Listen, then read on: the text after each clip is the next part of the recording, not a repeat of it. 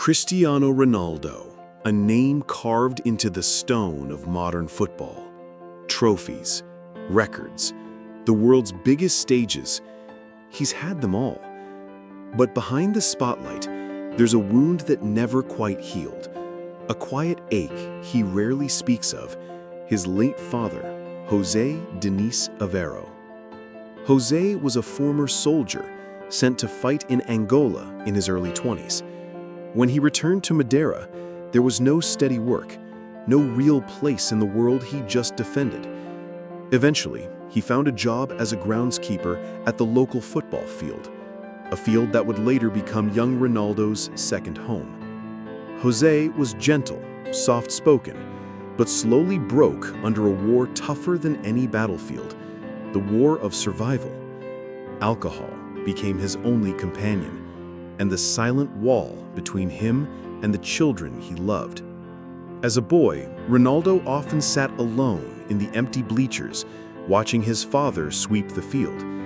His jacket frayed at the shoulders, his shoes stained with mud, his tired eyes behind worn-out glasses. He never said, "I love you," never embraced his son after a big win. He simply stood at a distance, nodding quietly when Ronaldo dribbled past defenders on that dusty pitch. And that little boy was once ashamed of the man sweeping that field. "I didn't want my friends to know my dad was an alcoholic.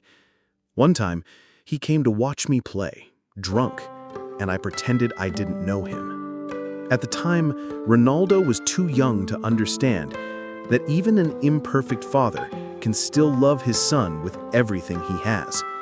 His mother Dolores carried the family on her shoulders. But it was José who first noticed Ronaldo's gift. It was José who walked him to the field when he was just 6 years old. Even when he was hungover or dead tired, he never said no to, "Dad, can we go kick the ball?" In a rare moment, a neighbor once shared, José would sit quietly in the bar, watching that old TV. When Ronaldo scored, he wouldn't cheer. He'd just smile and say, "That kid, that's my boy." But yet, that boy never got the chance to say, "Thank you." Because when his father needed him the most, he wasn't there. In 2005, Cristiano Ronaldo was riding the wave of youth, just 20 years old, in his second season at Manchester United. Teen dorms, grueling training sessions, the lights of Old Trafford shining like a dream coming true. But back home in Madeira, in that quiet town where he grew up, a very different dream was fading away. His father, José Denis, was battling late-stage liver failure, a brutal result of years lost to alcohol. His body was weakening, speech slurred, memories slipping like sand through fingers. Ronaldo knew his father was sick, but he was torn between two worlds. On one side, his duty to the club, the fire to prove himself on foreign soil. On the other, the silent ache, the father-son bond that had never truly healed. Then, the final call came. His father had been taken to the hospital. It wouldn't be long now. Ronaldo picked up the phone. On the other end, José's voice was faint, almost broken. "You are my hope. No, I love you. No last wishes." But Ronaldo understood that was all a father, heavy with shame, could bring himself to say. He rushed home to Madeira after training. The flight felt endless, but by the time he reached the hospital, it was too late. His father was gone. No goodbye, no final embrace, just an empty space, and a son still not grown in his father's eyes. After the funeral, Ronaldo didn't speak for days. He returned to Manchester, stepped onto the pitch, scored goals, but never celebrated, just looked up to the sky and quietly bowed his head. Sir Alex Ferguson would later recall, "I knew Ronaldo was hurting, but he never cried in front of anyone. He just went silent and trained twice as hard." There are wounds too deep for words. There are things left unsaid that stay in a son's heart forever.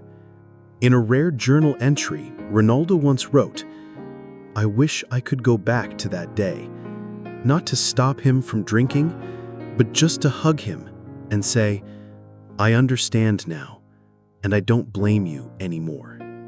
14 years after his father's passing, Cristiano Ronaldo sat down for a rare, emotional interview with journalist Piers Morgan.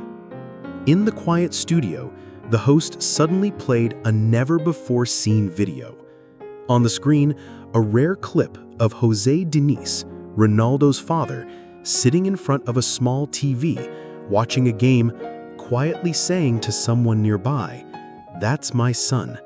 I'm so proud of him." In that moment, time froze. Ronaldo, the man who had stood tall in front of tens of thousands, the one who had taken penalty shots with the weight of a nation on his shoulders, suddenly couldn't speak. He lowered his head. Tears streamed silently down his face. His shoulders trembled, as if years of silent strength had finally broken open. "I've never seen this video before," he whispered. "I don't have anything left from him. No photo, no hug, not even a single 'I'm proud of you.' I did everything, but he wasn't there to see it."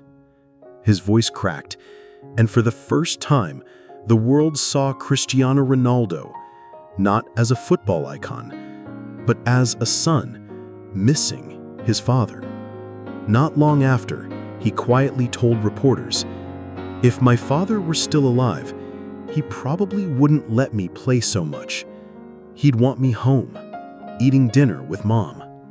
Once, someone asked, "Of all the goals you've scored, which one are you most proud of?" Ronaldo smiled. "It's not a goal. It's the moment I forgave the man who was missing for most of my childhood. A letter to my father in heaven.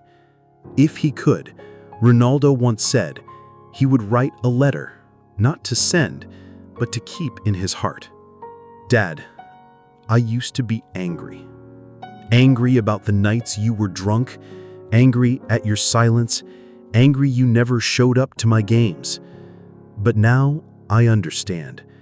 Everyone carries battles no one else can see, and you fought your battles quietly, alone. I have grown up. I've made it. But deep inside, I'm still the boy waiting for your hug after every goal.